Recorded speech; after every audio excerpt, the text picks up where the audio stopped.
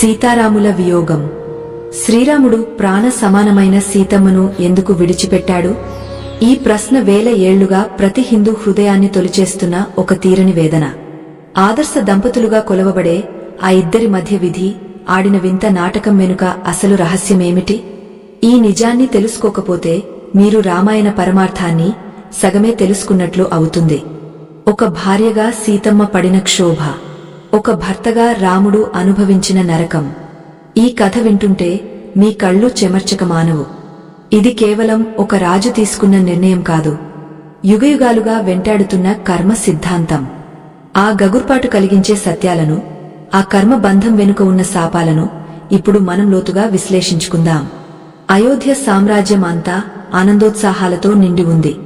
రావణవధ ముగసి రాముడు పట్టాభిషిక్తుడైన వేళ ప్రజలందరూ సుఖసంతోషాలతో గడుపుతున్నారు. కాని ఆ వెలుగుల వెనుక ఒక చీకటి మేఘం అలుముకుంటుందని ఎవరూ ఊహించలేదు. సీతమ్మ గర్భవతిగా ఉన్న ఆ సమయంలో అయోధ్య వీధుల్లో ఒక సామాన్య చాకలివాడు అన్న మాటలు రాముడి చెవిన పడ్డాయి. తన భార్య పవిత్రతను శంకించిన ఆ పోరుడి మాటలు రాముడిని ముళ్లలా గుచ్చాయి. ఒక రాజుగా తన ప్రజల నమ్మకాన్ని కాపాడాలా, లేక ఒక భర్తగా తన భార్యకు అండగా నిలబడాలా అన్న ధర్మ సంకటంలో రాముడు చిక్కుకున్నాడు. లోకాపవాదం పెరిగిపోతుంటే సూర్యవంశ ప్రతిష్ఠ కోసం తన వ్యక్తిగత సుఖాన్ని త్యాగం చేయాలని నిర్ణయించుకున్నాడు. రాముడు తీసుకున్న ఆ కఠిన నిర్ణయం వెనుక లోతైన రాజధర్మం దాగ ఉంది. రాజు అనేవాడు తన ప్రవర్తన ద్వారా ప్రజలకు ఆదర్శంగా ఉండాలి. ఒక్కరు వేలెత్తి చూపినా ఆ పదవికి కళంకం వస్తుంది. అందుకే గుండెను రాయి చేసుకుని తన ప్రాణప్రదమైన జానకిని అడవులకు పంపాలని నిశ్చయించుకున్నాడు. కాని ఇది కేవలం రాజనీతి మాత్రమే కాదు, దీని వెనుక పురాతన కర్మ ఫలితం కూడా ఉంది. శ్రీరాముడు సాక్షాత్తు ఆ శ్రీమహావిష్ణువు అవతారమని మనందరికీ తెలుసు. సర్వశక్తిమంతుడైన ఆ పరమాత్ముడు కూడా సామాన్య మానవుడిలా ఎందుకు కన్నీరు కార్చవలసి వచ్చింది? తన ప్రాణప్రదమైన జానకిని ఎందుకు అడవులకు పంపవలసి వచ్చింది? దీనికి సమాధానం వెతకాలంటే మనం కృతయుగంలో జరిగిన ఒక భయంకరమైన ఘట్టాన్ని గుర్తుకు తెచ్చుకోవాలి. కర్మ అనేది ఎంతటి వారినైనా వదలదని నిరూపించే కాలచక్రం అది. పూర్వం దేవతలకు మరియు రాక్షసులకు మధ్య భీకరమైన సంగ్రామం సాగుతున్న కాలంలో రాక్షసులు దేవతల ధాటికి తట్టుకోలేక ప్రాణభయంతో పారిపోసాగారు. అప్పుడు వారు భృగు మహర్షి ఆశ్రమాన్ని చేరుకుని ఆయన భార్య అయిన కావ్యమాతను శరణు కోరారు. శరణు కోరిన వారిని రక్షించడం ధర్మమని భావించిన ఆ పుణ్యమూర్తి తన తపోశక్తితో రాక్షసులకు రక్షణ కవచంలా నిలిచింది. అప్పుడు దేవతలు విష్ణుమూర్తిని ప్రార్థించారు. జగత్కళ్యాణం కోసం ఆ రాక్షసులను సంహరించడం తప్పనిసరని భావించిన విష్ణువు తన సుదర్శన చక్రాన్ని ప్రయోగించాడు. ఆ క్రమంలో కావ్యమాత శిరస్సు కూడా ఖండించబడింది. తన తపస్సు ముగించుకుని వచ్చిన భృగు మహర్షి తన ప్రాణ సమానమైన భార్య నిర్జీవంగా పడి ఉండటం చూసి తల్లడిల్లిపోయాడు. ఒక స్త్రీని, అది కూడా నిరపరాధిని సంహరించడం మహాపాపమని ఆయన ఆగ్రహంతో ఊగపోయాడు. నీవు కూడా మర్త్యలోకంలో మనిషిగా జన్మించి నీ భార్య వియోగాన్ని అనుభవించక తప్పదని విష్ణుమూర్తికి భృగు మహర్షి శాపమిచ్చాడు. ఆ శాప ఫలమే త్రేతాయుగంలో రామావతారంగా పరిణమించింది. రాముడు పుట్టుకతోనే దైవమైనప్పటికీ మనిషిగా పుట్టినప్పుడు ఆ మనుష్య ధర్మాన్ని, కర్మను అనుభవించాల్సి వచ్చింది. భార్యను విడిచిపెట్టడం వెనుక ఉన్న మొదటి కర్మ బంధం ఇదే. అయితే కేవలం భృగు మహర్షి శాపం మాత్రమే కాదు, రాముడి జీవితంలో మరో శాపం కూడా ఉంది. అదే నారద మహర్షి ఇచ్చిన శాపం. పూర్వం నారదుడు ఒక అందమైన రాజకుమారిని వివాహం చేసుకోవాలని కోరుకున్నప్పుడు విష్ణుమూర్తి ఆయనకు కోతి ముఖం వచ్చేలా చేస్తాడు. ఆ అవమానంతో నారదుడు కూడా, నీవు కూడా ఒకనాడు కోతుల సహాయంతో నీ భార్యను వెతుక్కుంటావని విష్ణువును శపిస్తాడు. ఈ శాపాలని ఒక ఎత్తైతే రాముడి వ్యక్తిగత ధర్మం మరొక ఎత్తు. రాముడు ఒక రాజుగా పట్టాభిషిక్తుడైన తర్వాత ఆయనకు తన ప్రజలే తన సంతానంతో సమానం. ఒక తండ్రి తన బిడ్డల అభిప్రాయాలను గౌరవించినట్లుగా రాముడు అయోధ్య పోరుల మాటలకు ప్రాధాన్యత ఇచ్చాడు. తన వ్యక్తిగత సుఖం కంటే దేశ గౌరవం, ప్రజాభిప్రాయం ముఖ్యమని భావించాడు. రాముడు సీతమ్మను అడవికి పంపే సమయంలో అనుభవించిన వేదన వర్ణనాతీతం. లోకమంతా ఆయనను కఠిన హృదయుడు అని నిందించవచ్చు, కాని ఆ నిర్ణయం వెనుక ఉన్న రాజనీతి మరియు కర్మ సిద్ధాంతం ఎంతో గంభీరమైనది. ఒక పక్క కావ్యమాత శాపం, మరోపక్క నారదుడి వాక్కు, ఇంకో పక్క రాజధర్మం. ఇవన్నీ కలిసి రాముడిని ఆ కఠినమైన మార్గంలో నడిపించాయి. సీతమ్మకు ఆపద కలుగుతుందని తెలిసి కూడా ఆమెను రాముడు ఎందుకు అడవికి పంపాడు? ఒక గర్భిణీ స్త్రీని రక్షణ లేకుండా విడిచిపెట్టడం ధర్మమేనా? ఈ ప్రశ్నలకు సమాధానం లభించాలంటే మనం ఆ రాత్రి రాముడి అంతఃపురంలో జరిగిన సంఘర్షణను వినాలి. రాముడు తన తమ్ముళ్లతో అన్న మాటలు, సీతమ్మ చూపిన సహనం వింటే మన గుండె తరుక్కుపోతుంది. అది కేవలం వియోగం కాదు, ఒక త్యాగం. అయోధ్య నగరమంతా గాజ నిద్రలో మునిగి ఉన్న ఆ వేళ రఘురాముడి కళ్లలో మాత్రం నిద్రలేదు. ఆయన హృదయం ఒక మహా సముద్రంలా అల్లకల్లోలంగా ఉంది. తన ప్రాణపదమైన జానకి నిష్కళంకమైనదని ఆయనకు తెలుసు. కాని ఒక రాజుగా ప్రజాభిప్రాయాన్ని గౌరవించవలసిన బాధ్యత ఆయన భుజస్కంధాలపై ఉంది. ధర్మం వైపు నిలబడాలా లేక ప్రేమ వైపు మొగ్గు చూపాలా అన్న సందిగ్ధంలో ఆయన చిక్కుకున్నారు.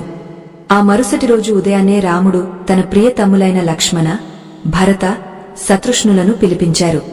వారి ముఖాల్లో గంభీరతను చూసి రాముడి నిర్ణయం ఏదో ప్రమాదకరంగా ఉండబోతోందని వారికి అర్థమైంది. రాముడు వణుకుతున్న గొంతుతో, లక్ష్మణా, జానకిని తీసుకువెళ్లి గంగానది తీరంలోని వాల్మీకి ఆశ్రమం వద్ద విడిచిపెట్టి రమ్మని ఆజ్ఞాపించారు. ఆ మాట వినగానే లక్ష్మణుడు వజ్రపాతం తగిలినట్లు నిలబడిపోయాడు. అన్నయ్యా, మీరు ఏం మాట్లాడుతున్నారు? వదనమ్మ గర్భవతి అని తెలిసి కూడా ఇలాంటి నిర్ణయం ఎలా తీసుకున్నారు అని లక్ష్మణుడు కన్నీరు మున్నీరుగా అడిగాడు. కాని రాముడి కళ్లలో ఒకే ఒక నిశ్చయం కనిపించింది. అది రాజధర్మం. ప్రజలు సీతమ్మ పవిత్రతను శంకించడమంటే అది రాముడి పాలనకే కళంకం. ఆ కళంకం రేపటి తరాలకు తప్పుడు సందేశం ఇవ్వకూడదని ఆయన గట్టిగా నిశ్చయించుకున్నారు. మరోవైపు సీతమ్మకు ఈ విషయం ఏమీ తెలియదు.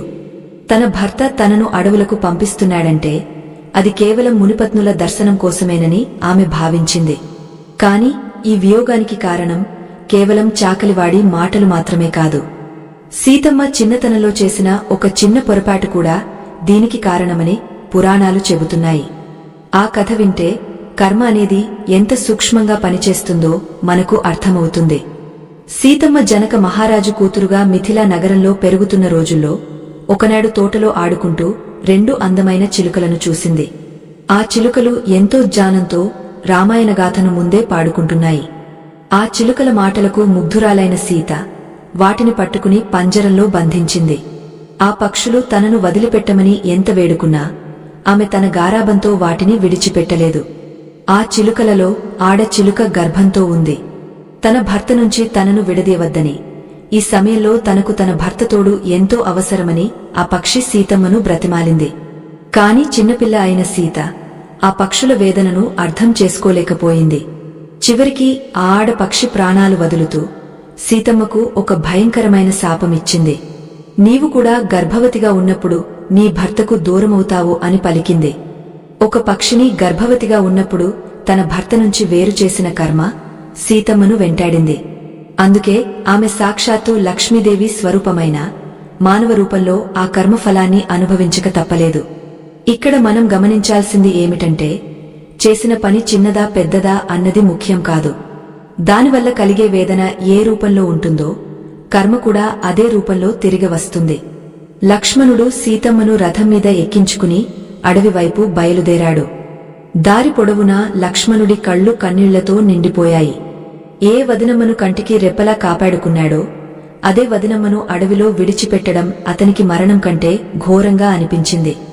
సీతమ్మ మాత్రం రాముడి మీద ఉన్న అచంచలమైన నమ్మకంతో ప్రయాణం సాగించింది. కాని ఆ ప్రయాణం ఆమె జీవితాన్ని మలుపు తిప్పుతుందని ఆమె ఊహించలేదు. నది ఒడ్డుకు చేరుకున్నాక లక్ష్మణుడు అసలు విషయం చెప్పాడు. రాముడి ఆజ్ఞ ప్రకారం ఆమెను అడవిలోనే వదిలేసి వెళ్లాలని చెప్పినప్పుడు సీతమ్మ ఒక్క క్షణం నిశ్చేష్టురాలైంది. ఆమె హృదయం ముక్కలైపోయింది. కాని ఆమె రాముడిని ఒక్క మాట కూడా అనలేదు. తన భర్త తీసుకున్న నిర్ణయం వెనుక ఏదో గొప్ప కారణముంటుందని ఆమె నమ్మింది. అది ఒక పతివ్రతకు ఉండే గొప్పతనం. రాముడు తనను విడిచిపెట్టినా ఆయన మనసు మాత్రం తన దగ్గరే ఉంటుందని ఆమెకు తెలుసు. రాజధర్మం కోసం ఒక భార్యగా త్యాగం చేయడం తన బాధ్యతగా ఆమె భావించింది. కాని ఆ అడవిలో ఒంటరిగా గర్భంతో ఉన్న ఆమె పరిస్థితి చూస్తే రాతి గుండె కూడా కరిగిపోతుంది. ప్రకృతి కూడా ఆమె వేదనను చూసి నిశ్శబ్దమైపోయింది. వాల్మీకి మహర్షి ఆశ్రమం వైపు ఆమె అడుగులు వేయడం మొదలుపెట్టింది. రాముడు అయోధ్యలో ఉంటూనే ఒక యోగలా బతికాడు. సీతమ్మ దూరమయ్యాక ఆయన బంగారు సీతమ్మ విగ్రహాన్ని పక్కన పెట్టుకుని యజ్ఞాలు చేశాడు. దీనిని బట్టి మనకు ఏం అర్థమవుతుందంటే, రాముడు సీతమ్మను ద్వేషించి విడిచిపెట్టలేదు, కేవలం ధర్మం కోసం తన ప్రేమను త్యాగం చేశాడు. ఒక రాజు తన సుఖం కంటే ప్రజల గౌరవమే ముఖ్యం అని చాటి చెప్పిన మహోన్నత ఘట్టం ఇది. ఈ కర్మబంధాలు, శాపాలు అన్నీ ఒక పథకం ప్రకారం జరిగినట్లు అనిపిస్తాయి. మనిషి జీవితంలో వచ్చే సుఖదుఃఖాలు గత జన్మల ఫలితాలే అని చెప్పడానికి ఈ కథ ఒక గొప్ప ఉదాహరణ. రాముడు మనిషిగా వచ్చి మానవజాతికి ధర్మాన్ని ఎలా ఆచరించాలో నేర్పాడు. సీతమ్మ సహనానికి, త్యాగానికి నిలువెత్తు రూపంగా నిలిచింది. వారి వియోగం లోకానికి ఒక గొప్ప పాఠం నేర్పింది. ప్రస్తుత కాలంలో చిన్న చిన్న సమస్యలకే విడిపోతున్న దంపతులకు సీతారాముల కథ ఒక కనువిప్పు. ఒకరి మీద ఒకరికి ఉన్న నమ్మకం, గౌరవం ఎంత గొప్పవో ఇక్కడ మనం చూడవచ్చు. రాముడు సీతను అడవికి పంపినా ఆమె గుండెల్లో రాముడి స్థానం చెక్కుచెదరలేదు. రాముడి అంతరంగంలో సీతమ్మ ఎప్పుడూ ప్రాణసమానంగానే ఉంది. ఇదే నిజమైన ప్రేమకు నిదర్శనం. కాని లోకం మాత్రం రాముడిని నిందిస్తూనే ఉంటుంది. ఒక గర్భిణిని అడవిలో విడిచిపెట్టడం ఎలా ధర్మమవుతుందని ప్రశ్నిస్తూనే ఉంటుంది. ఆ ప్రశ్నలకు సమాధానం లభించాలంటే మనం రాముడి అంతరంగ మథనాన్ని అర్థం చేసుకోవాలి. ఆయన అనుభవించిన నరకం సీతమ్మ పడిన కష్టం కంటే ఏమీ తక్కువ కాదు. ఒక రాజుగా ఆయన పడిన వేదన ఈ సృష్టిలో మరెవరూ పడి ఉండరు. అయోధ్య సింహాసనం మీద కూర్చున్న రాముడికి ప్రతిక్షణం సీతమ్మ జ్ఞాపకాలు వెంటాడుతూనే ఉన్నాయి. ఆయన భోజనం చేసేటప్పుడు, నిద్రపోయేటప్పుడు ప్రతిచోటా ఆమె శూన్యం కనిపిస్తోంది. కాని రాజధర్మం అనే సంకెళ్ళు ఆయనను కట్టిపడేశాయి. తన తమ్ములకు కూడా ఆయన తన బాధను చెప్పుకోలేకపోయారు. అది ఒక మహోన్నతమైన వ్యక్తి అనుభవించిన ఏకాంత యుద్ధం వంటిది. గంగానది తీరాన లక్ష్మణుడు వదిలి వెళ్లినప్పుడు సీతమ్మ కళ్లలో ఒక నిశ్చలమైన వేదన కనిపించింది. ఆ అడవిలో క్రూర మృగాల అరుపులు వినబడుతున్నా ఆమె భయపడలేదు. ఎందుకంటే తన రాముడి ఆజ్ఞే ఆమెకు శ్రీరామరక్ష అని నమ్మింది. మండుతున్న ఎండలో ఒంటరిగా నడుస్తున్న ఆమె పాదాలు కందిపోయాయి. గర్భవతిగా ఉన్న ఆమెకు అలసట వస్తున్నా మనసు మాత్రం రాముడి చుట్టూనే తిరుగుతోంది. సరిగా అదే సమయంలో వాల్మీకి మహర్షి తన శిష్యులతో కలిసి అక్కడికి చేరుకున్నారు. కన్నీరు మున్నీరుగా విలపిస్తున్న ఆ మహాసాధ్విని చూసి ఆయన హృదయం ద్రవించిపోయింది. తన దివ్యదృష్టితో జరిగినదంతా గ్రహించిన ఆ మహర్షి సీతమ్మకు తండ్రిలా అభయమిచ్చారు. అమ్మా, నీవు భూమాత పుత్రికవు, నీవు అడవులకు పరాయిదానివి కావు, నా ఆశ్రమం నీ పుట్టిల్లు అని ఓదార్చారు. వాల్మీకి ఆశ్రమంలో సీతమ్మ ఒక సాధారణ ముని కాంతలా జీవించడం మొదలుపెట్టింది. రాజభవనాల్లో పట్టుపాన్పుల మీద పడుకున్న ఆసుకుమారి ఇప్పుడు దర్భల మీద నిద్రిస్తోంది. పంచభక్ష్య పరమాన్నాలు తిన్న ఆ తల్లి ఇప్పుడు కందమూలాలు తిని ప్రాణాలు నిలుపుకుంటోంది. కాని ఆమె ముఖంలో ఒక వింతైన తేజస్సు ఉండేది. అది రాముడి నామాన్ని నిరంతరం జపించడం వల్ల కలిగిన అలౌకిక ప్రశాంతత. అయోధ్య రాజసోధంలో రాముడి పరిస్థితి ఇంకా దయనీయంగా ఉంది. పగలు ప్రజల కష్టాలను తీరుస్తూ ఒక గొప్ప రాజుగా కనిపిస్తున్నా రాత్రివేళ తన గదిలోకి వెళ్లగానే ఆయన ఒక సామాన్య విరహిలా మారిపోయేవారు. సీతమ్మ లేని ఆ సయ్య ఆయనకు ముళ్ల పాన్పులా అనిపించేది. ఆమె జ్ఞాపకాలు ఆయనను ఊపిరి ఆడనివ్వకుండా చేసేవి. ఒక తప్పు చేయని భార్యను శిక్షించినందుకు ఆయన మనసు క్షోభించేది. రాముడు తన భోజనంలో ఎన్నో నియమాలను విధించుకున్నాడు. తన సీతమ్మ అడవిలో కష్టపడుతుంటే తాను రాజభోగాలను ఎలా అనుభవిస్తానని అనుకున్నాడు. నేలమీద నిద్రించడం, అతి తక్కువ ఆహారం తీసుకోవడం ద్వారా ఆయన కూడా వనవాసం చేస్తున్నట్లే బతికాడు. బయట ప్రపంచానికి ఆయన చక్రవర్తి, కాని లోపల ఆయన ఒక పరిత్యాగి. ప్రేమకు, ధర్మానికి మధ్య నలిగిపోయిన ఒక మహాపురుషుడు ఆయన. ఇక్కడ మనం ఒక విషయాన్ని గమనించాలి. రాముడు సీతను వదిలిపెట్టడం అనేది కేవలం ఒక వ్యక్తిగత విషయం కాదు. అది ఒక సామాజిక బాధ్యత. ప్రజల మనసులో ఒక రాజు భార్య పట్ల ఎలాంటి అనుమానం ఉండకూడదని ఆయన భావించారు. ఒకవేళ ఆయన ఆమెను వదిలిపెట్టకపోతే భవిష్యత్తులో ఇతర పురుషులు కూడా తమ భార్యల తప్పులను వెనకేసుకొస్తారని ఆయన భయం. ధర్మం కోసం ప్రాణాన్ని కూడా వదులుకోగలరని నిరూపించడమే ఆయన లక్ష్యం. ఆశ్రమంలో మునిపత్నులు సీతమ్మకు అండగా నిలిచారు. ఆమె గర్భం దాల్చిన విషయాన్ని తెలుసుకుని వారు ఎంతో జాగ్రత్తగా చూసుకునేవారు. సీతమ్మకు ఆ ఆశ్రమం ఒక కొత్త ప్రపంచాన్ని పరిచయం చేసింది. అక్కడ అహంకారం లేదు, కేవలం ఆధ్యాత్మికత మాత్రమే ఉంది. ప్రతిరోజు సూర్యోదయం వేళ ఆమె రాముడి క్షేమం కోరుతూ గంగమ్మకు అరయం విడిచేది.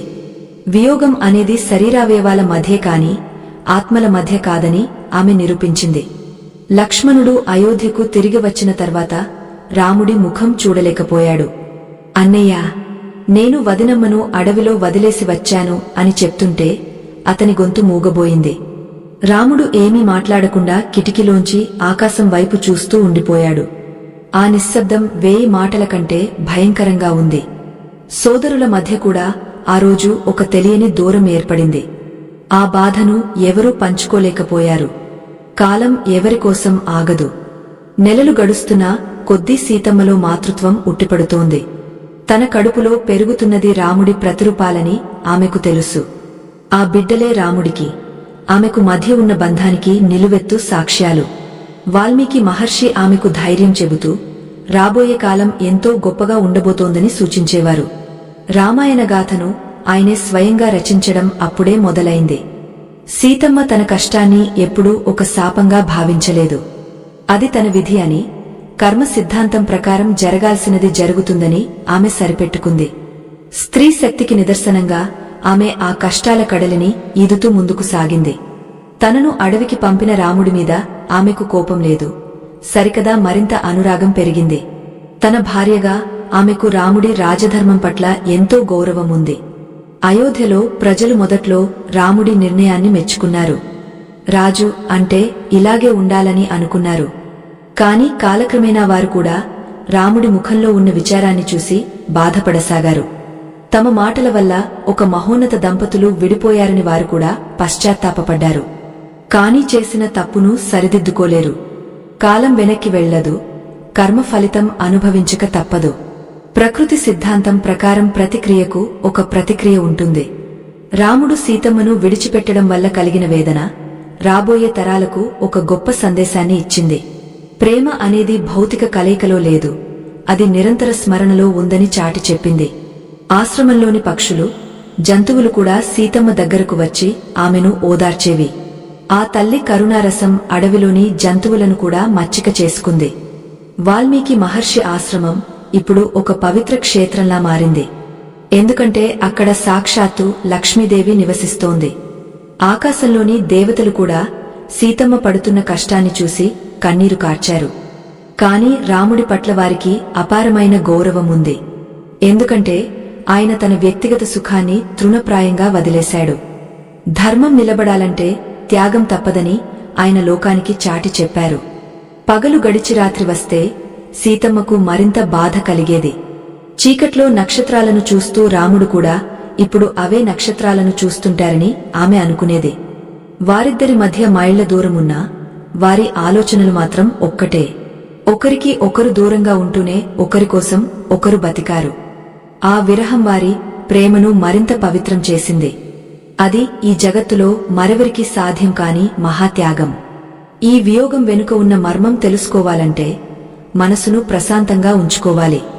రాముడు ఎందుకు అలా చేశాడు అనే ప్రశ్న కంటే ఆ నిర్ణయం వల్ల లోకానికి కలిగిన మేలు ఏమిటో ఆలోచించాలి. సీతారాముల జీవితం ఒక పాఠశాల వంటిది. అక్కడ కష్టాలుంటాయి, కన్నీళ్లు ఉంటాయి, కాని చివరికి గెలిచేది మాత్రం ధర్మం మాత్రమే. ఈ సత్యాన్ని గ్రహించినప్పుడే మనకు రామాయణ సారం అర్థమవుతుంది. సీతమ్మ గర్భంతో ఉన్న ఆ సమయం ఎంతో క్లిష్టమైనది. సరైన వైద్యం లేదు, సుఖమైన వసతులు లేవు. కేవలం మనోబలంతోనే ఆమె ఆ కాలాన్ని వెళ్లదీసింది.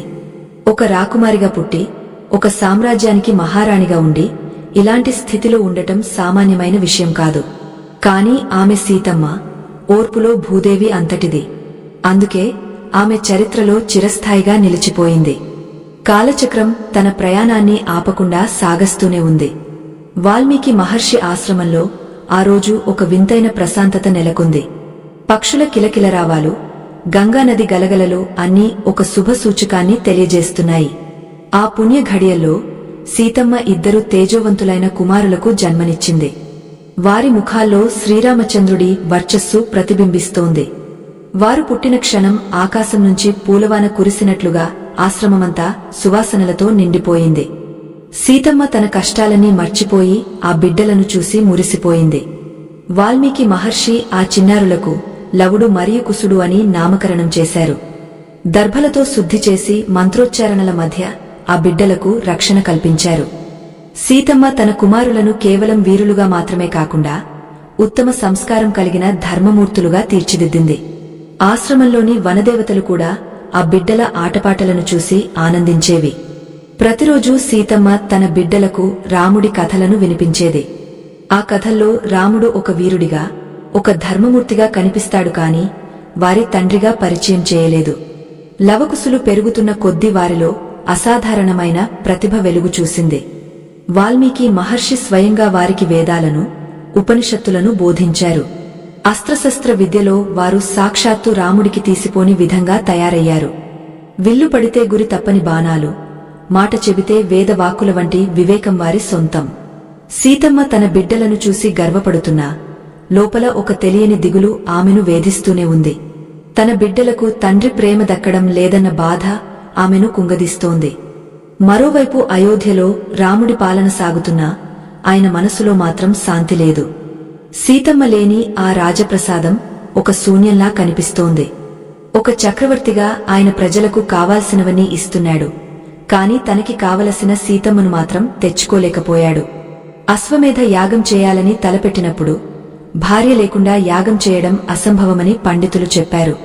కాని రాముడు మరో వివాహానికి అంగీకరించలేదు. తన హృదయంలో సీతమ్మకు ఉన్న స్థానం ఇంకెవరికీ ఇవ్వలేనని ఖచ్చితంగా చెప్పాడు. యాగం కోసం రాముడు ఒక అద్భుతమైన నిర్ణయం తీసుకున్నాడు. సీతమ్మ పోలికలతో ఒక బంగారు విగ్రహాన్ని చేయించి దానిని తన పక్కన ప్రతిష్ఠించి యాగం నిర్వహించాలని నిశ్చయించుకున్నాడు. ఆ విగ్రహం తయారైనప్పుడు రాముడు దానిని చూసి చలించిపోయారు. కళ్ళు మూసుకుంటే తన సీతమ్మ పక్కనే ఉన్నట్లు అనిపించేది. కాని కళ్ళు తెరిస్తే అది కేవలం జడపదార్థమైన బంగారమని తెలిసి ఆయన గుండె ముక్కలయ్యేది. ధర్మం కోసం ఒక మనిషి ఎంతటి త్యాగానికైనా సిద్ధపడతాడని రాముడు నిరూపించాడు. వాల్మీకి మహర్షి తాను రచించిన రామాయణ మహాకావ్యాన్ని లవకుశులకు నేర్పించడం మొదలుపెట్టారు. ఆ కావ్యం ప్రతి శ్లోకంలోనూ రాముడి గుణగణాలు, సీతమ్మ పవిత్రత నిండి ఉన్నాయి. ఆ బాలురు ఆ గాథను ఎంతో మధురంగా ఆలపించడం నేర్చుకున్నారు. వారు పాడుతుంటే చెట్లు, చేమలు కూడా స్పందించేవి. ఆ గానంలో ఒక వింతైన శక్తి ఉంది. అది విన్నవారి మనసులను మార్చగలదు, కఠిన హృదయాలను కరిగించగలదు. తమ జీవితమే ఒక కావ్యమని తెలియని ఆ బిడ్డలు దానిని లోకానికి వినిపించడానికి సిద్ధమయ్యారు. యాగ గుర్రం దేశదేశాలు తిరుగుతూ చివరికి వాల్మీకి ఆశ్రమ ప్రాంతానికి చేరుకుంది. ఆ గుర్రాన్ని లవకుశులు బంధించారు. అయోధ్య సైన్యంతో వారు తలపడ్డారు. శత్రుష్ణుడు, లక్ష్మణుడు, భరతుడు కూడా ఆ చిన్న బాలుర ధాటికి తట్టుకోలేకపోయారు. చివరికి రాముడే స్వయంగా యుద్ధానికి రావాల్సి వచ్చింది. కాని అక్కడ ఉన్నది తన బిడ్డలే అని రాముడికి తెలియదు. వాల్మీకి మహర్షి జోక్యం చేసుకుని ఆ గొడవను ఆపారు. లవకుశులను అయోధ్యకు తీసుకువెళ్లి అక్కడ ఆ రామాయణగాథను పాడమని చెప్పారు. శ్రోతలారా, సీతమ్మ అనుభవిస్తున్న ఈ ఏకాంత వనవాసం, రాముడి హృదయంలో రగులుతున్న విరహాగ్ని చూస్తుంటే మన మనసు ద్రవించిపోతుంది. ఇలాంటి మహోన్నతమైన గాథలను, ఆధ్యాత్మిక సత్యాలను ప్రపంచానికి చాటి చెప్పడం మన ధర్మం. ఈ జ్ఞాన యజ్ఞంలో మీరు కూడా భాగస్వాములు కావాలని మేము కోరుకుంటున్నాము. ఇక్కడ కనిపిస్తున్న ఈ చిత్ర సంకేతాన్ని మీ చరవాణితో స్కాన్ చేసి మీ శక్తి మేరకు చిన్న విరాళాన్ని అందించి మన సంస్కృతిని కాపాడుకోవడంలో తోడ్పడతారని ఆశిస్తున్నాము. మీ మద్దతే మాకు కొండంత బలం. అయోధ్య నగర వీధుల్లో లవకుశులు తమ వీణలను మీటుతూ రాముడి కథను పాడటం మొదలుపెట్టారు. ఆ స్వరం విన్న పోరులు తమ పనులన్నీ వదిలేసి వారి చుట్టూ చేరారు. ఆ పాటలో ఉన్న ఆర్తి, ఆ బాలుర ముఖాల్లో ఉన్న రాముడి పోలికలు చూసి అందరూ ఆశ్చర్యపోయారు. ఈ బాలురు ఎవరు? ఇంత గొప్పగా రాముడి కథను ఎలా పాడుతున్నారు అని చర్చించుకోసాగారు. ఆ వార్త రాముడి వరకు చేరింది. కుతూహలంతో ఆయన ఆ బాలురను తన సభకు పిలిపించి ఆ గాథను వినిపించమన్నారు. రాజసభలో లవకుశులు నిలబడి రామాయణ గానాన్ని ప్రారంభించారు. సీతారాముల వివాహం, వనవాసం, రావణ సంహారం వరకు పాడుతుంటే సభ పరవశించిపోయింది. కాని ఎప్పుడైతే సీతమ్మ పరిత్యాగం గురించి వారు పాడారో అప్పుడు రాముడి కళ్ల నుంచి కన్నీరు ధారలుగా కారింది. సభలోని వారంతా నిశ్శబ్దంగా ఉండిపోయారు. ఆ గానంలో సీతమ్మ అమాయకత్వం, ఆమె పడుతున్న కష్టం ప్రతి అక్షరంలోనూ ప్రతిధ్వనించింది. ఆ బాలురు ఎవరూ రాముడికి అర్థం కావడానికి ఎంతో సమయం పట్టలేదు. రాముడి మనసులో ఒకటే మథనం మొదలైంది. ఈ బాలురు సీతమ్మ కుమారులే అయితే వారు ఇన్ని రోజులు ఎక్కడ ఉన్నారు? సీతమ్మ క్షేమంగానే ఉందా అన్న ప్రశ్నలు ఆయనను వేధిస్తూనే ఉన్నాయి. తన బిడ్డలను చూసిన ఆ తండ్రి హృదయం వారిని గాజంగా కోగిలించుకోవాలని తహతహలాడింది. కాని రాజు అనే ముసుగు ఆయనను ఆపింది. ప్రజల ముందు తన భావోద్వేగాలను అణచుకుంటూ ఆ బాలురను దీవించారు. ఆ గానం అయోధ్య చరిత్రలోనే ఒక మరుపురాని ఘట్టంగా నిలిచిపోయింది. కర్మబంధం ఎంత విచిత్రమైనదో చూడండి. తన బిడ్డలే తన కళ్ల ముందు ఉన్నా వారిని తనవారు అని చెప్పుకోలేని స్థితి రాముడిది. సీతమ్మను అడవికి పంపిన ఫలితం ఇలా బిడ్డలకు దూరంగా ఉండటం ద్వారా ఆయన అనుభవిస్తున్నాడు. ఆ బాలురు పాడుతున్న ప్రతి మాట ఒక బాణంలా రాముడిని గుచ్చుతోంది. ప్రజలు కూడా ఆ గానం విన్న తర్వాత తమ తప్పును తెలుసుకున్నారు. సీతమ్మ పట్ల తాము చూపిన చిన్నచూపు ఎంతటి అనర్థానికి దారితీసిందో వారికి బోధపడింది. వాల్మీకి మహర్షి సీతమ్మను కూడా అయోధ్యకు తీసుకువచ్చారు. కాని ఆమె నేరుగా సభలోకి రాలేదు. ఆమె ఒక పక్కన ఉండి తన బిడ్డల గానాన్ని, తన రాముడిని చూసి మురిసిపోయింది. ఇన్ని ఏళ్ల వియోగం తర్వాత తన భర్తను చూసిన ఆ కళ్లలో 1000 ఏనుగుల బలం కనిపించింది. కాని ఆమె ఎదుట పడటానికి సాహసించలేదు. తన పవిత్రతను లోకం అంగీకరిస్తేనే తాను రాముడి చెంతకు చేరాలని ఆమె నిశ్చయించుకుంది. అది ఒక పతివ్రతకు ఉండవలసిన ఆత్మగౌరవం. సభలో ఒక ఉత్కంఠభరితమైన వాతావరణం నెలకొంది.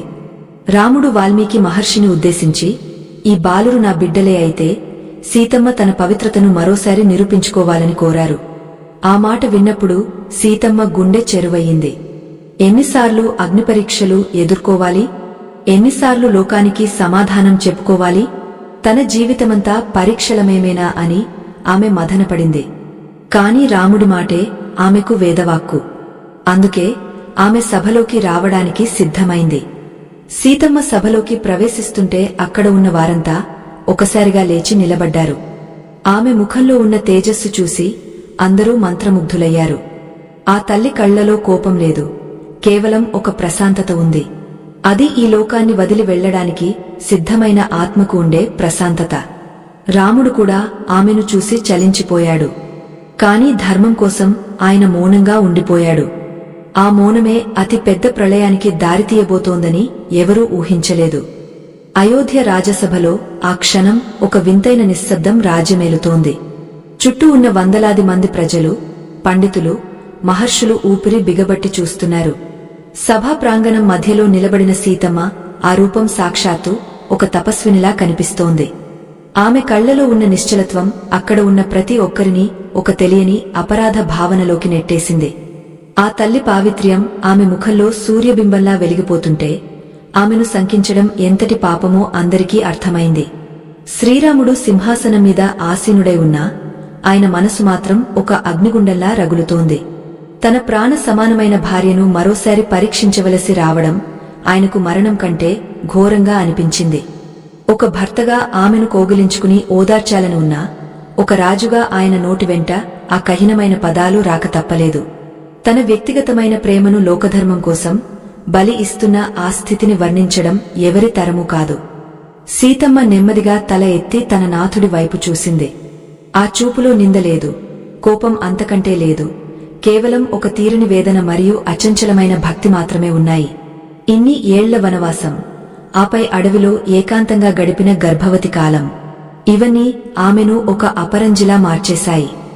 రాముడి మాటే తన జీవిత పరమార్థమని నమ్మిన ఆ మహాసాధ్వి ఇప్పుడు తన పవిత్రతను లోకానికి చాటి చెప్పడానికి సిద్ధపడింది. సభలోని ప్రజలందరూ తలలు వంచుకుని కూర్చున్నారు. ఒకప్పుడు ఏ నోళ్లైతే సీతమ్మను నిందించాయో అవే ఇప్పుడు కన్నీరు కారుస్తున్నాయి. వారి మౌనం ఆ తల్లి పడుతున్న కష్టానికి ప్రాయశ్చిత్తంలా అనిపించింది. కాని కాలం ఎంతో క్రూరమైనది. అది ఒక్కసారి ముందుకు సాగితే మళ్లీ వెనక్కి రాదు.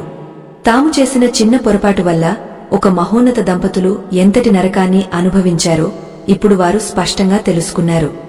వాల్మీకి మహర్షి గంభీరమైన గొంతుతో సభను ఉద్దేశించి మాట్లాడారు. ఈమె నిష్కళంకమైన పతివ్రత అని, నేను ఇన్ని ఏళ్లు నా ఆశ్రమంలో ఆమెను గమనించానని ఆయన సాక్ష్యం చెప్పారు. ఒక మహర్షి మాట కంటే సాక్ష్యం ఇంకేముంటుందని ఆయన గర్జించారు. లవకుశులు కూడా తమ తల్లి వైపు ఎంతో దీనంగా చూస్తున్నారు. తమ తండ్రి ఎవరో తెలిసిన ఆనందం కంటే తమ తల్లికి జరుగుతున్న అవమానం వారిని ఎక్కువగా కలచివేసింది. సీతమ్మ తన 2 చేతులు జోడించి భూదేవిని ప్రార్థించడం మొదలుపెట్టింది. అమ్మా, నేను నా మనసులో రాముడిని తప్ప మరొకరిని తలవనిది నిజమైతే నాకు నీ ఒడిలో చోటు ఇవ్వు అని వేడుకుంది. ఆ ప్రార్థనలో ఉన్న శక్తికి ప్రకృతి కూడా వణికిపోయింది. ఆకాశంలో మేఘాలు గర్జించాయి. భూమి నెమ్మదిగా ప్రకంపనలకు లోనైంది. అది కేవలం ఒక స్త్రీ మొర కాదు, ధర్మం తన ఉనికిని నిరూపించుకోవడానికి చేస్తున్న ఆఖరి ప్రయత్నంలా ఉంది. రాముడి కళ్ళు కన్నీళ్లతో నిండిపోయాయి. సీతమ్మను అడవికి పంపినప్పుడు ఆయన ఎంత బాధపడ్డారో ఇప్పుడు ఆమెను తన కళ్ల ముందే కోల్పోబోతున్నానని తెలిసి అంతకంటే ఎక్కువ క్షోభిస్తున్నారు. కాని ఆయన ధర్మం అనే చట్రంలో చిక్కుకుపోయిన సింహం. ఒక సామాన్య మనిషిగా ఆమెను ఆపలేకపోయాడు. ఒక రాజుగా ఆమెను పరీక్షించకుండా ఉండలేకపోయాడు. ఆ దైన్య స్థితి ఏ రాజుకు రాకూడదని ఆయన లోలోన కుమిలిపోయారు. ఈ ఘట్టం వెనుక ఉన్న గంభీరమైన అర్థం ఏమిటంటే, ఒక మనిషి ఎంతటి ఉన్నత శిఖరాల్లో ఉన్న కర్మ ఫలితాన్ని అనుభవించక తప్పదు. భృగు మహర్షి శాపం, పక్షులను వేరుచేసిన కర్మ, ఇవన్నీ ఇక్కడ సంపూర్ణం కాబోతున్నాయి. రాముడు సీతమ్మను ప్రేమించలేదని కాదు, ఆయన ప్రేమ ఎంత గొప్పదంటే ఆమెను లోకనింద నుంచి కాపాడటం కోసం తన ప్రాణాన్నే వదులుకోవడానికి సిద్ధమయ్యాడు. కాని లోకం ఆ ప్రేమను అర్థం చేసుకోలేకపోయింది. సీతమ్మ కట్టుకున్న నారచీరలు, ఆ మునివేషం ఆమె దైవత్వానికి నిదర్శనంగా నిలిచాయి. రాజవైభవం లేకపోయినా ఆమెలో ఒక మహారాణి కళ ఉట్టిపడుతోంది. సభలో ఉన్న స్త్రీలందరూ ఆ తల్లి పాదాలకు నమస్కరించారు. తప్పు చేశామని తెలుసుకున్న అయోధ్య ప్రజలు ఒక్కసారిగా హాహాకారాలు చేశారు.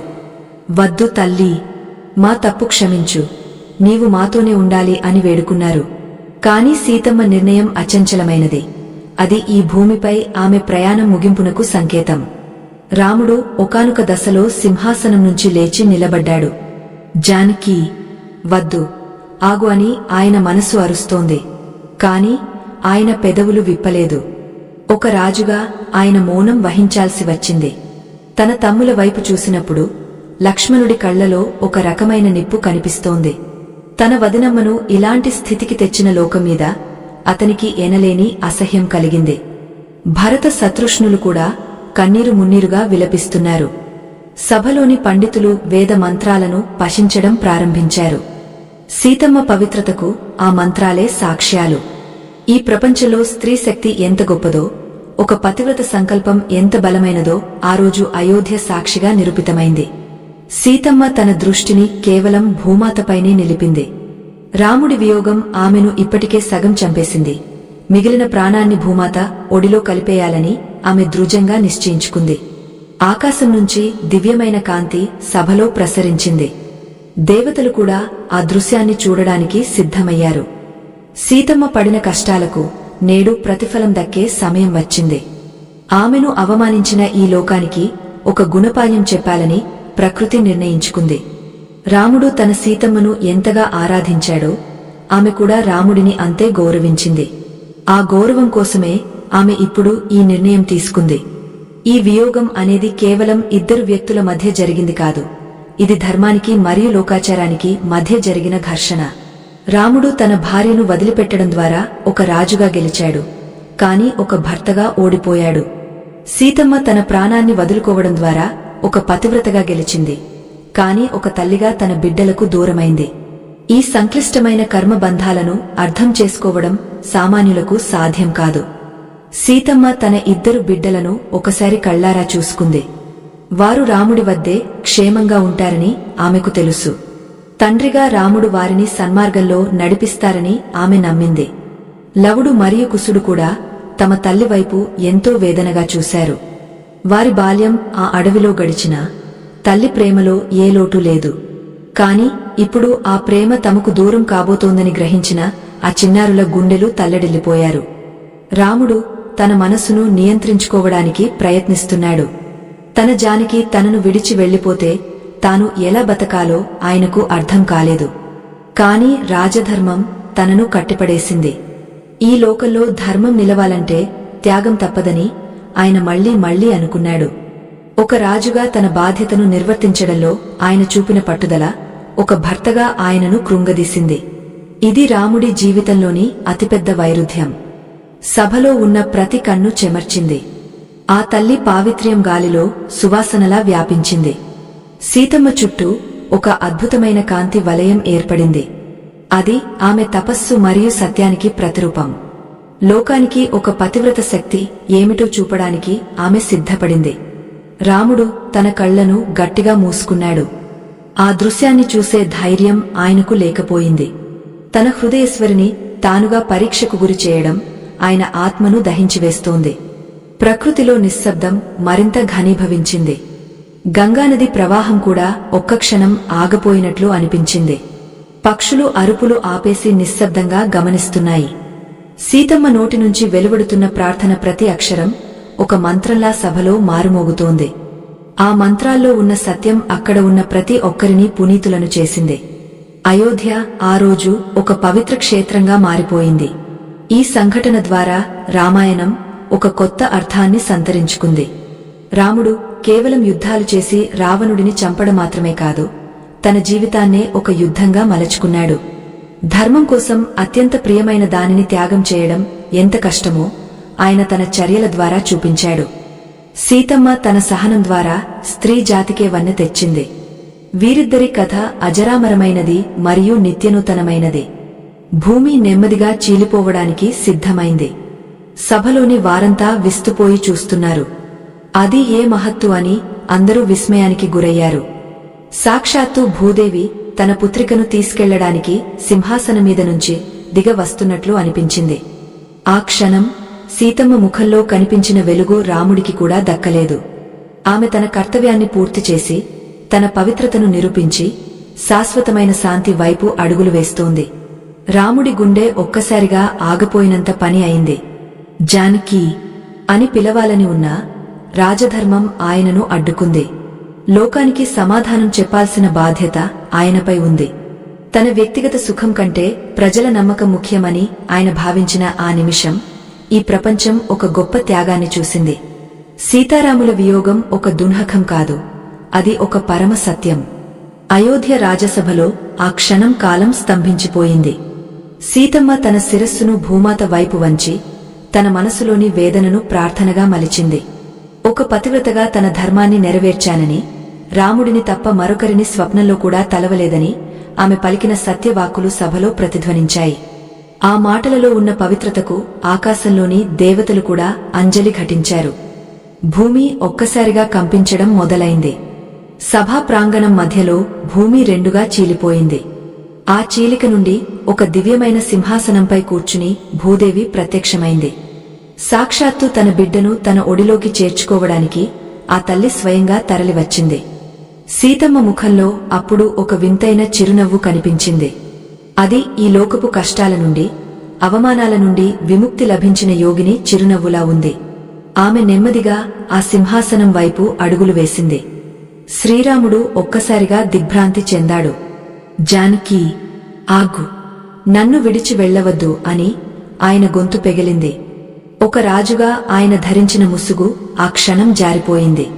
ఆయన ఒక సామాన్య భర్తలా సీతమ్మను ఆపడానికి పరుగెత్తుకుంటూ వచ్చాడు. కాని అప్పటికే కాలం మించిపోయింది. సీతమ్మ భూదేవి ఒడిలో కూర్చుని నెమ్మదిగా భూమిలోకి అంతర్ధానం కావడం మొదలైంది. ఆ దృశ్యం చూసిన వారందరూ కన్నీరు మున్నీరుగా విలపించారు. అయోధ్య ప్రజలు తమ తప్పును తెలుసుకుని భూమిపై పడి క్షమించమని వేడుకున్నారు. తమ మాటల వల్ల ఒక మహాలక్ష్మిని కోల్పోతున్నామని వారు ఆలస్యంగా గ్రహించారు. కాని పశ్చాత్తాపం అనేది జరిగిన నష్టాన్ని పూడ్చలేదు. సీతమ్మ పూర్తిగా భూమిలోకి వెళ్లిపోయాక ఆ చీలిక మళ్లీ మూసుకుపోయింది. అక్కడ మిగిలిందల్లా కేవలం శూన్యం మరియు రాముడి ఆక్రందన మాత్రమే. ఆ రోజు అయోధ్య నగరం ఒక మహా శ్మశానంలా మారిపోయింది. రాముడు ఆ నేలను తన చేతులతో తవ్వుతూ, నా జానకిని నాకు తిరిగి ఇచ్చే అని భూదేవిని వేడుకున్నాడు. ఒక ధీరోదాత్తుడైన చక్రవర్తి ఆ స్థితిలో ఉండటం చూసి ప్రకృతి కూడా విలపించింది. లక్ష్మణుడు తన అన్నను పట్టుకుని ఓదార్చడానికి ప్రయత్నించాడు. కాని అతని గుండె కూడా వేదనతో నిండిపోయింది. తన వదినమ్మకు తానే స్వయంగా అడవిలో విడిచిపెట్టిన ఆ జ్ఞాపకం అతడిని ముళ్లలా గుచ్చింది. ఇది ఒక కుటుంబం యొక్క వియోగం కాదు, ఒక ధర్మయుగం యొక్క ముగింపు. వాల్మీకి మహర్షి రాముడిని శాంతించమని కోరారు. రామా, ఇది విధి లిఖితం.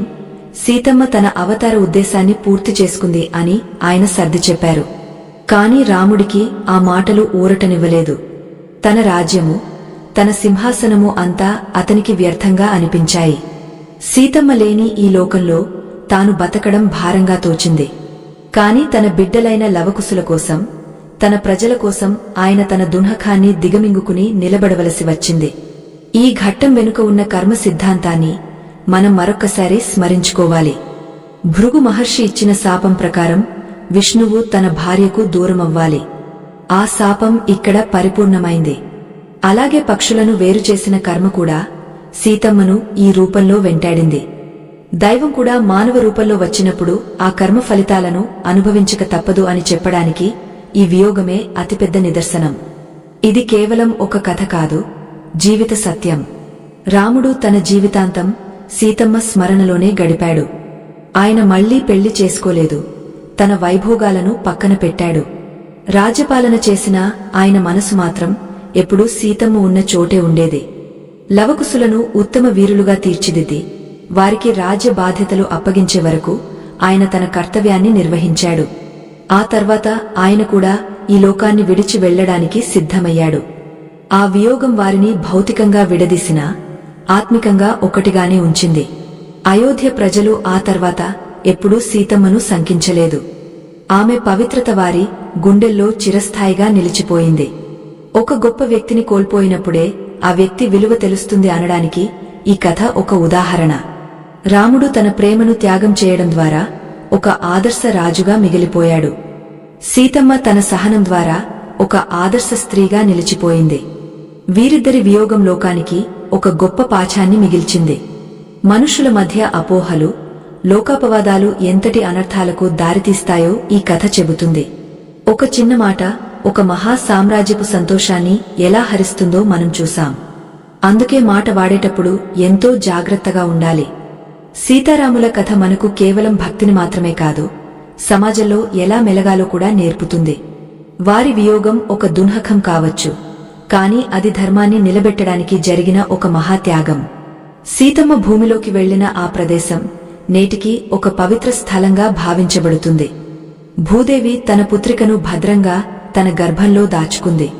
రాముడు ప్రతిరోజూ ఆ నేలను చూస్తూ సీతమ్మను తలచుకునేవాడు. వారి మధ్య ఉన్న ఆ ప్రేమ బంధం మృత్యువు కంటే బలమైనది. అది ఈ భౌతిక ప్రపంచానికి అందని ఒక దివ్యమైన అనుబంధం. ఈ సత్యాన్ని గ్రహించినప్పుడే మనకు రామాయణపు అసలు రంగులు కనిపిస్తాయి. లవకుశులు తమ తండ్రి వేదనను చూసి ఎంతో పరిపక్వతను సంపాదించారు. వారు తమ తల్లి నేర్పిన సంస్కారాన్ని, తండ్రి నేర్పిన ధర్మాన్ని పుణికిపుచ్చుకున్నారు. అయోధ్య భవిష్యత్తు వారి చేతుల్లో భద్రంగా ఉందని రాముడు నమ్మాడు. తన జీవితంలో చేయవలసిన పనులన్నీ ముగిశాయని ఆయనకు అర్థమైంది. సీతమ్మ లేకుండా గడిపిన ప్రతి క్షణం ఆయనకు ఒక యుగంలా గడిచింది. ఆ విరహం ఆయనను సంపూర్ణమైన యోగిగా మార్చివేసింది. శ్రీరామచంద్రుడు సీతమ్మను ఎందుకు విడిచిపెట్టాడు అనే ప్రశ్నకు సమాధానం కేవలం రాజధర్మం మాత్రమే కాదు, అది ఒక దైవ సంకల్పం. లోకానికి త్యాగం యొక్క విలువను తెలియజేయడానికి వారు ఈ నాటకాన్ని ఆడారు. భార్యాభర్తల మధ్య ఉండవలసిన నమ్మకం ఎంతటిదో, ఒకరికోసం ఒకరు పడే తపన ఎంతటిదో ఈ వియోగం ద్వారా మనకు అర్థమవుతుంది. సీతమ్మ లేని రాముడు, రాముడు లేని సీతమ్మను ఊహించలేము. వారు వేర్వేరు శరీరాలు కలిగిన ఒకే ఆత్మ. రామాయణంలోని ఈ ఉత్తరకాండ ఘట్టం మనల్ని ఎంతో ఆలోచింపజేస్తుంది. జీవితంలో కష్టాలు వచ్చినప్పుడు కుంగపోకుండా ధర్మాన్ని ఎలా ఆచరించాలో నేర్పుతుంది. రాముడు తన భార్యను వదిలేసి తప్పు చేశాడని కొందరు అనవచ్చు. కాని ఆ స్థానంలో ఉండి ఆలోచిస్తే ఆయన పడిన వేదన మనకు అర్థమవుతుంది. ధర్మం కోసం తన సర్వస్వాన్ని త్యాగం చేసిన మహాపురుషుడు ఆయన. అందుకే ఆయనను మర్యాద పురుషోత్తముడు అని మనం పిలుచుకుంటాము. సీతమ్మ భూమిలోకి అంతర్ధానమైన తర్వాత అయోధ్య నగరం ఒక తీరని వేదనలో మునిగిపోయింది. శ్రీరామచంద్రుడు ప్రతిరోజూ ఆ ప్రదేశానికి వెళ్లి తన జానకిని స్మరిస్తూ కన్నీరు కార్చేవాడు. ఆ చక్రవర్తి హృదయంలోని ఆర్తిని చూసి సూర్య భగవానుడు కూడా వెలవెలబోయేవాడు. కాని కాలం తన విధిని తాను నిర్వహిస్తూనే ఉంది. రాముడు తన వ్యక్తిగత దున్హకాన్ని దిగమింగుకుని తన బిడ్డలైన లవకుశులను మహారాజులుగా తీర్చిదిద్దే బాధ్యతను స్వీకరించాడు. ఆ బిడ్డలే తన సీతమ్మ జ్ఞాపకాలుగా ఆయన భావించాడు. శ్రీరాముడు తన పక్కన ఎప్పుడూ ఆ బంగారు సీతమ్మ విగ్రహాన్నే ఉంచుకునేవాడు. రాజ్యసభలోనైనా యజ్ఞాగాదుల్లోనైనా ఆ విగ్రహమే ఆయనకు తోడుగా ఉండేది. ఆ విగ్రహాన్ని చూస్తూ ఆయన తన మనసులోని మాటలను చెప్పుకునేవాడు. లోకానికి ఆయన ఒక కఠినమైన రాజుగా కనిపించవచ్చు కాని ఆ విగ్రహం ముందు ఆయన ఒక సామాన్య భర్త. తన సీతమ్మను అడవికి పంపడం ద్వారా ఆయన ఎంతటి నరకాన్ని అనుభవించారో ఆ బంగారు విగ్రహానికే తెలుసు. అది ఒక మౌన సాక్షిగా ఆయన వేదనను చూస్తూ ఉండిపోయింది. దశరథ మహారాజు తన భార్య కైకేయి కోసం రాముడిని అడవులకు పంపినట్లుగానే రాముడు తన ప్రజల కోసం సీతమ్మను పంపాడు. తండ్రి మాట కోసం ఒకరు త్యాగం చేస్తే ధర్మం కోసం మరొకరు త్యాగం చేశారు. రఘువంశంలో త్యాగం అనేది ఒక ఆభరణంలా మారిపోయింది. కాని ఆ త్యాగం వెనుక ఉన్న కన్నీళ్లు ఆ వంశ చరిత్రలో శాశ్వతంగా ఉండిపోయాయి. రాముడు తన తమ్ములతో కలిసి రాజ్యపాలన చేస్తున్నా వారి మధ్య ఒకప్పటి ఆనందం మాత్రం మృగ్యమైపోయింది. సీతమ్మ లేని అయోధ్య ఒక ప్రాణం లేని శరీరంలా తోచింది. కాలక్రమేణా లవకుశులు యవ్వనంలోకి అడుగుపెట్టారు. వారు తండ్రికి తగ్గ తనయులుగా పేరు తెచ్చుకున్నారు. రాముడు వారిని చూసి గర్వపడుతున్నా ఈ సంతోషాన్ని పంచుకోవడానికి సీతమ్మ పక్కన లేదే అన్న దిగులు ఆయనను వెంటాడింది. ఒకనాడు కాలపురుషుడు రాముడిని కలవడానికి వచ్చాడు. వారిద్దరూ రహస్యంగా మాట్లాడుకుంటున్న సమయంలో లక్ష్మణుడు పొరపాటున లోపలికి ప్రవేశించవలసి వచ్చింది. అది లక్ష్మణుడి ప్రాణాలకు ముప్పుగా మారింది. ఎందుకంటే ఆ సమయంలో ఎవరూ రాకూడదని రాముడు కఠినమైన ఆజ్ఞ ఇచ్చాడు. లక్ష్మణుడు తన అన్న మాటను కాపాడటం కోసం, అయోధ్యను దుర్వాస మహర్షి శాపం నుండి రక్షించడం కోసం తన ప్రాణాలను త్యాగం చేయడానికి సిద్ధపడ్డాడు. ఆయన సరయు నదిలో ప్రవేశించి తన అవతారాన్ని ముగించాడు. రాముడికి లక్ష్మణుడు కేవలం తమ్ముడు మాత్రమే కాదు, ఆయన నీడ వంటివాడు. లక్ష్మణుడి వియోగం రాముడిని పూర్తిగా కృంగదీసింది. సీతమ్మ వెళ్లిపోయింది. ఇప్పుడు లక్ష్మణుడు కూడా వెళ్లిపోయాడు. రాముడికి ఈ లోకంలో ఉండవలసిన అవసరం ఇక లేదనిపించింది. తన అవతార ఉద్దేశ్యం నెరవేరిందని ఆయన గ్రహించాడు. ప్రియమైన శ్రోతలారా, సీతమ్మ వియోగం నుంచి లక్ష్మణుడి త్యాగం వరకు మనం విన్న ఈ గాథ మనకు ఒక పరమ సత్యాన్ని బోధిస్తుంది. ధర్మం కోసం ప్రాణప్రదమైన బంధాలను వదులుకోవడం ఎంతటి గొప్ప కార్యమో, అది ఎంతటి వేదనతో కూడుకున్నదో మనం చూశాం. ఈ పవిత్రమైన రామాయణ సారాన్ని 10 మందికి చేరవేయడంలో మాకు తోడ్పడండి. మీ హృదయంలో కలిగిన ఈ భావోద్వేగాన్ని ఇతరులతో పంచుకోవడానికి ఇక్కడ కనిపిస్తున్న గుర్తును స్మరించి మీ వంతు సహాయాన్ని మాకు అందిస్తారని ఆశిస్తున్నాము. మీ సహకారం మరిన్ని ఇలాంటి ఆధ్యాత్మిక రహస్యాలను వెలికితీయడానికి మాకు ప్రేరణనిస్తుంది.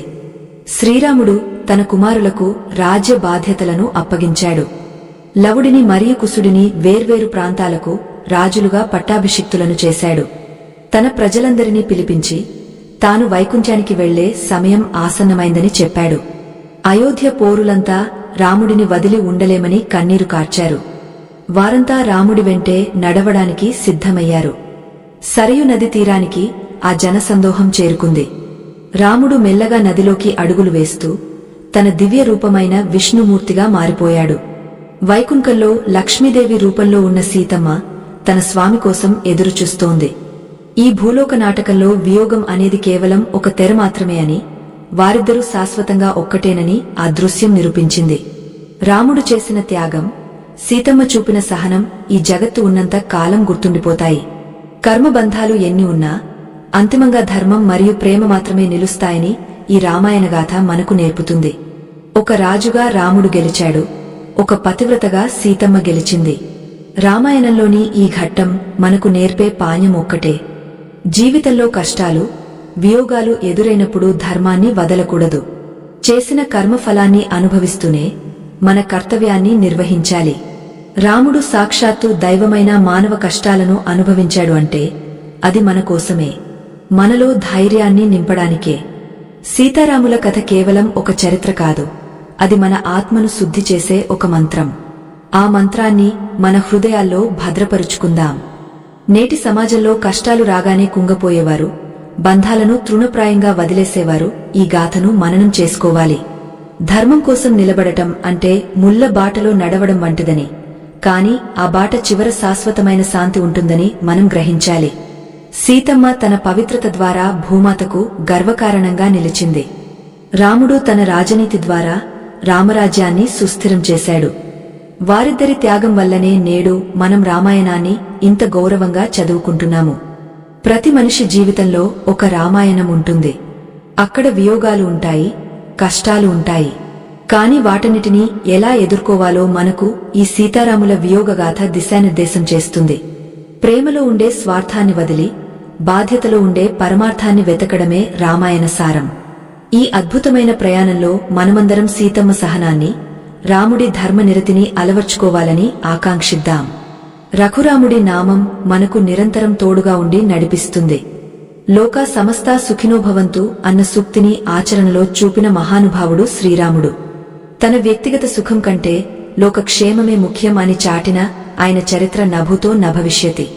ఈ కథను విన్న తర్వాత మీ మనసులో కలిగిన ఆ మార్పు ఒక విత్తనం లాంటిది. దానిని భక్తితో పెంచుకోండి.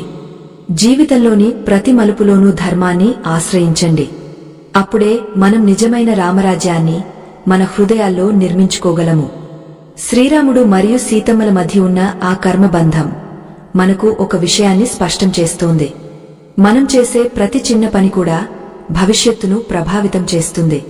ఒక పక్షిని విడదీసిన కర్మ సీతమ్మను బాధిస్తే, ఒక స్త్రీని సంహరించిన కర్మ విష్ణువును మనిషిగా పుట్టించింది.